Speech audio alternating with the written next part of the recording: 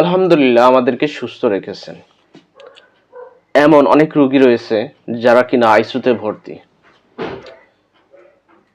এমনও রোগী আছে আইসিইউর সামনে থেকে ফেরত যেতে হয়, কারণ আইসিইউতে যে খরচ অনেক রোগীর পক্ষে সম্ভব হয় না। এই সম্ভব না হওয়ার ফলে অনেকেই সরকারি হসপিটালের দিকে ভর্তি হওয়ার জন্য যেতে হয়।